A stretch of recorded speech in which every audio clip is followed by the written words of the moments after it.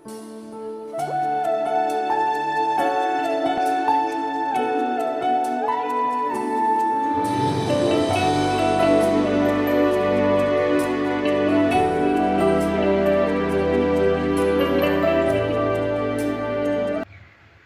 sore saudara terkasih dalam Tuhan Yesus Kristus. Pada kesempatan persekutuan Komisi Wanita Ester pada sore hari ini bersama-sama kita akan merenungkan satu tema. Kecewakah kita jika orang lain lebih berhasil? Mari sebelum kita masuk dalam renungan firman Tuhan pada kesempatan sore hari ini, kita merendahkan hati kita di hadapan Tuhan. Bapa yang sungguh mengasihi kami bersyukur Tuhan atas segala peristiwa yang Tuhan izinkan terjadi di dalam hidup setiap kami. Ketika kami boleh berhasil di dalam hidup kami, ketika kami pun Tuhan izinkan gagal di dalam hidup kami. Semua adalah hal yang Tuhan izinkan supaya kami boleh belajar banyak hal. Terima kasih karena di dalam segala peristiwa itu Tuhan tetap ada bersama-sama dengan kami. Pada kesempatan sore hari ini Tuhan, kembali kami akan merenungkan satu bagian firman Tuhan. Biarlah kami semakin mengenal Tuhan dan kami semakin diteguhkan. Kami menyerahkan pemberitaan firman Tuhan pada kesempatan sore hari ini ke dalam tangan-Mu. Di dalam nama Tuhan Yesus Kristus kami sudah berdoa. Amin. Saudara terkasih dalam Tuhan Yesus Kristus, pada kesempatan sore hari ini bersama-sama kita akan membaca satu bagian firman Tuhan yang terambil dari teks Bilangan 12 ayat yang pertama sampai dengan yang ke-10. Firman Tuhan berbunyi demikian. Bilangan 12 ayat yang pertama sampai dengan yang ke-10. Miriam serta Harun mengatai Musa berkenaan dengan perempuan Kus yang diambilnya. Sebab memang ia telah mengambil seorang perempuan Kus, kata mereka. Sungguhkah Tuhan berfirman dengan perantara Musa saja? Bukankah dengan perantaraan kita ia juga berfirman? Dan kedengaranlah hal itu kepada Tuhan. Adapun Musa, ialah seorang yang sangat lembut hatinya, lebih dari setiap manusia yang ada di muka bumi. Lalu berfirmanlah Tuhan dengan tiba-tiba kepada Musa, Harun dan Miriam, keluarlah kamu bertiga ke kemah pertemuan. Maka keluarlah mereka bertiga. Lalu turunlah Tuhan dalam tiang awan dan berdiri di pintu kemah itu, lalu memanggil Harun dan Miriam. Maka tampillah mereka keduanya. Lalu berfirmanlah ia, dengarlah firmanku ini. Jika di antara kamu ada seorang nabi, maka aku Tuhan menyatakan diriku kepadanya dalam penglihatan. Aku berbicara dengan dia dalam mimpi. Bukan demikian dengan hambaku Musa, seorang yang setia dalam segenap rumah. Berhadap-hadapan aku berbicara dengan dia, terus terang bukan dengan teka-teki, dan ia memandang rupa Tuhan. Mengapakah kamu tidak takut mengatai hambaku Musa? Sebab itu bangkitlah murka Tuhan terhadap mereka, lalu pergilah ia. Dan ketika awan telah naik dari atas kemah, maka tampaklah Miriam kena kusta, putih seperti salju. Ketika Harun berpaling kepada Miriam, maka dilihatnya bahwa ia kena kusta. Saudara terkasih dalam Tuhan Yesus Kristus, kesuksesan dapat dikatakan adalah hak dan impian setiap orang. Di dalam bidang yang berbeda-beda, orang bisa sukses dengan caranya masing-masing. Namun sayang, tidak sedikit orang yang tidak suka melihat orang lain sukses. Bahkan mungkin kita juga termasuk di antara mereka. Kesal dan sebal karena orang lain sukses bisa membuat kita menuduh orang itu melakukan kecurangan supaya dia sukses seperti sekarang. Kita merasa kesal karena kita mungkin tidak memiliki jabatan atau posisi tertentu sebagaimana yang dimiliki oleh orang lain. Kesal saat melihat orang lain sukses atau berhasil. Jika tidak mampu kita kendalikan, itu bisa menjadi masalah yang akan merugikan diri sendiri ataupun orang lain. Saudara terkasih dalam Tuhan Yesus Kristus, di dalam teks Bilangan 12, Bangsa Israel dikatakan pada waktu itu masih berada di padang gurun di dalam perjalanan menuju tanah Kanaan, dan mereka jelas masih berada di bawah pimpinan Musa yang dibantu oleh Harun dan Miriam yang adalah kakak-kakaknya. Di dalam teks Bilangan 12 itu diawali dengan satu pernyataan yang cukup mengejutkan. Dikatakan bahwa Miriam dan Harun mengatai Musa berkenaan dengan perempuan Kus yang diambilnya sebagai istrinya. Siapakah perempuan Kus yang diambil Musa sebagai istrinya? Saudara terkasih dalam Tuhan Yesus Kristus, siapakah perempuan Kus yang dimaksudkan di dalam teks ini? Ada yang berkata bahwa perempuan Kus yang menjadi perdebatan bagi Miriam dan Harun kemungkinan adalah perempuan berkulit hitam yang jelas berlainan etnis dengan orang Israel. Bisa jadi Harun dan Miriam tidak setuju dengan perbuatan Musa yang menikah dengan perempuan yang berbeda ras dengan mereka. Ada kemungkinan bahwa Musa telah mengambil perempuan selain Sifora sebagai istrinya, meskipun mungkin Sifora masih hidup. Atau bisa jadi Musa menikah kembali karena Sifora telah meninggal. Siapakah perempuan Kus yang dimaksudkan di dalam teks ini tidaklah begitu jelas. Siforakah atau perempuan lain yang diambil Musa sebagai istrinya? Miriam nampaknya tidak suka dengan tindakan Musa yang telah mengambil perempuan Kus menjadi istrinya. Dan ini yang menjadi alasan bagi Miriam untuk mulai menyerang Musa. Miriam mulai pembicaraan yang tidak sehat tentang Musa adiknya sendiri. Kesalahan yang mungkin dilakukan Musa dalam hal ini adalah kebangsaan dari istrinya. Ia tidak mengambil istri dari bangsa Israel, melainkan dari suku bangsa lain. Saudara terkasih dalam Tuhan Yesus Kristus, di dalam bagian teks firman Tuhan ini, kita tidak hendak menyoroti mengapa Musa mengambil perempuan atau istri dari suku bangsa yang lain, atau siapakah perempuan Kus di dalam teks itu. Namun yang ingin kita soroti adalah sikap Miriam terhadap Musa. Siapakah Miriam itu? Kalau kita melihat satu peristiwa jauh sebelum kejadian di dalam Bilangan 12, di dalam ingatan kita mungkin terekam dengan begitu jelas bahwa Miriam adalah kakak perempuan Musa. Miriam dapat dikatakan adalah seorang perempuan yang pemberani, yang ketika itu diberi tugas oleh ibunya untuk menjaga adiknya, bayi Musa sedemikian rupa, sehingga terselamatkan dari tentara Mesir. Miriam adalah perempuan luar biasa yang begitu mengasihi adiknya. Dia paham bagaimana pemeliharaan Tuhan terhadap adiknya. Dan adiknya akan aman jika berada di dalam tangan putri Fir'aun. Miriam sama sekali tidak cemas terhadap masa depan adiknya, karena dia tahu bahwa Tuhan itu akan menggenapi perjanjiannya.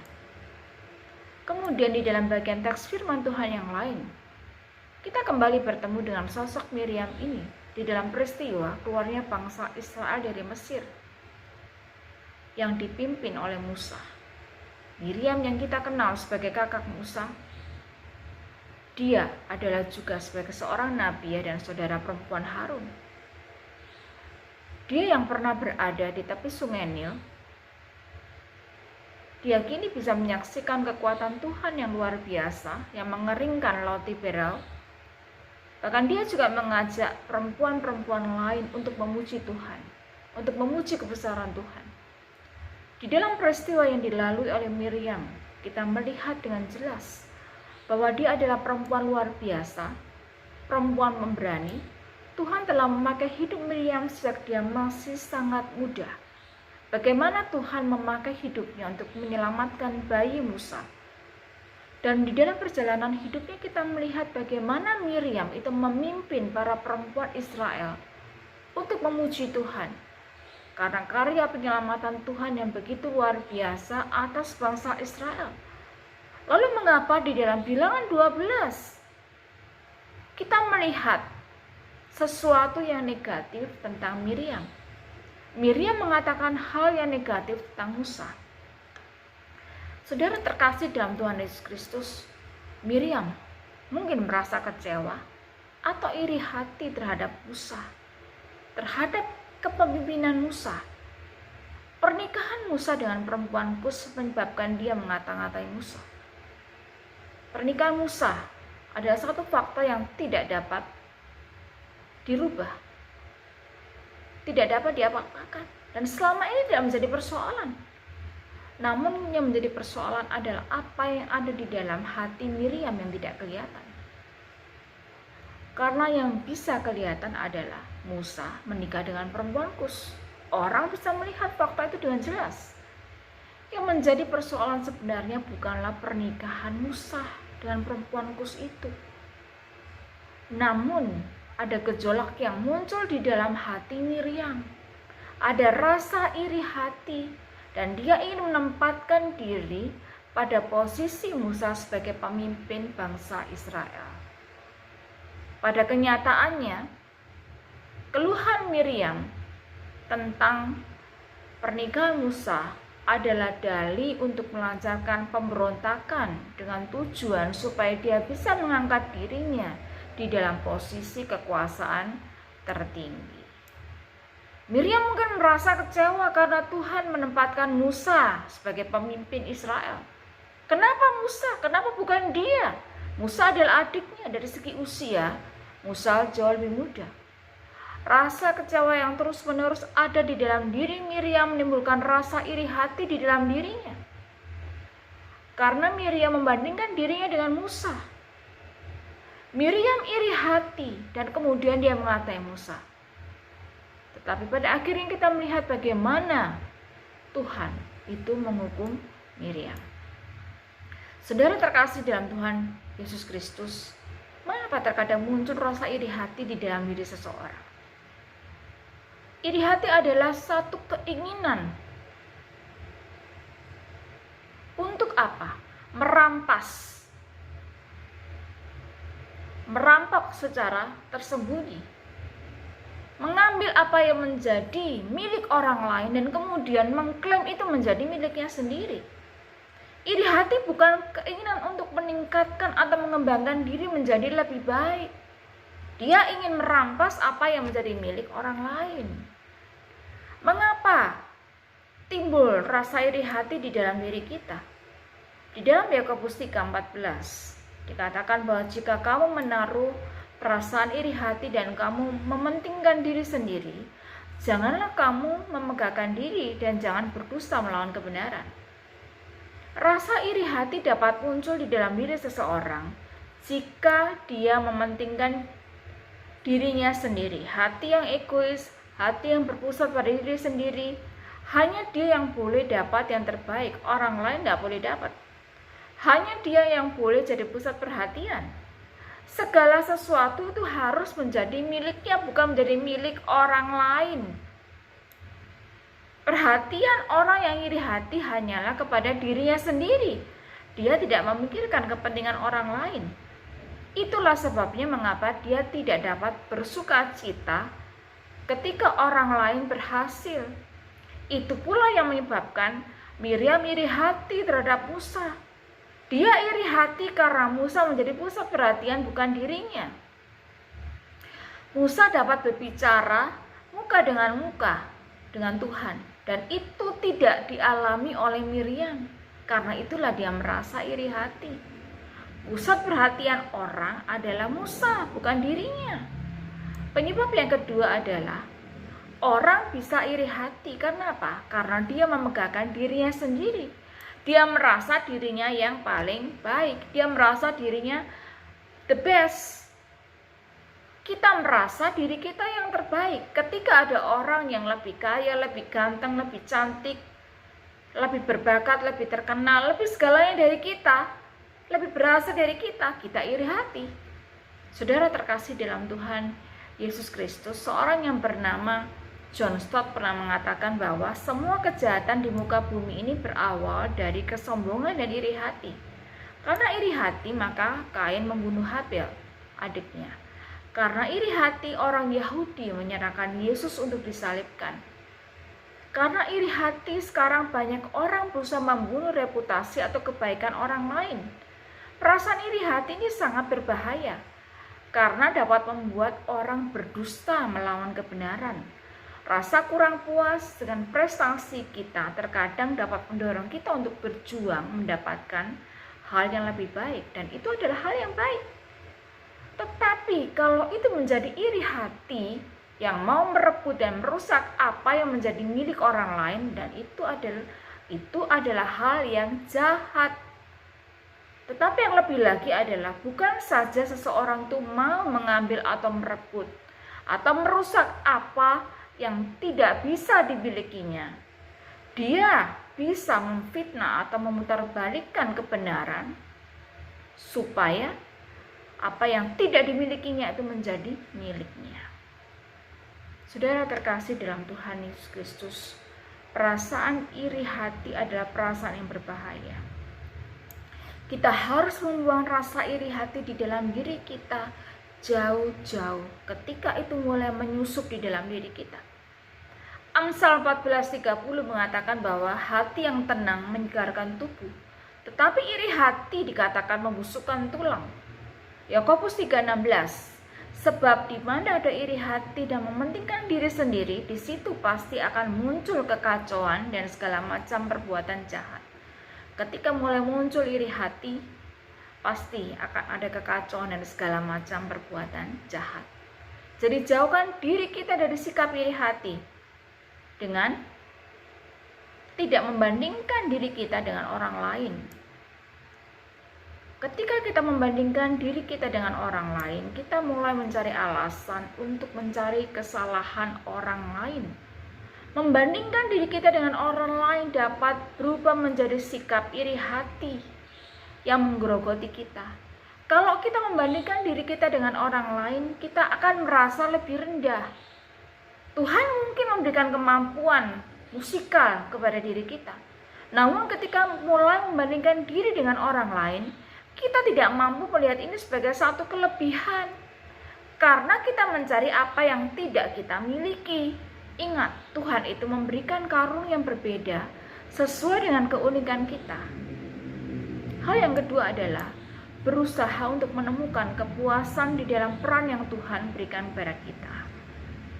Kita tahu peran yang Tuhan berikan kepada kita. Kita tahu karunia yang Tuhan berikan kepada kita. Terimalah itu dengan rela. Dan mari kita gunakan untuk melayani Tuhan dengan sebaik-baiknya. Saudara terkasih dalam Tuhan Yesus Kristus, saya percaya kita semua diberikan maksud hidup yang unik oleh Tuhan. Kita harus tetap terfokus pada rencana individual Tuhan kepada setiap kita.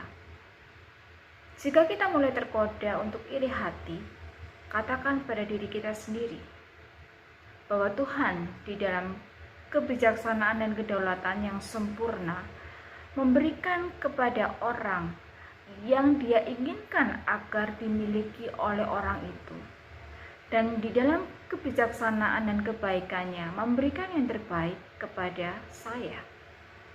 Menginginkan apa yang Tuhan berikan kepada orang lain berarti kita mempertanyakan kebijaksanaan dan kebaikannya. Biarlah firman Tuhan ini sungguh memberkati setiap kita. Jangan lupa untuk senantiasa bersyukur. Amin.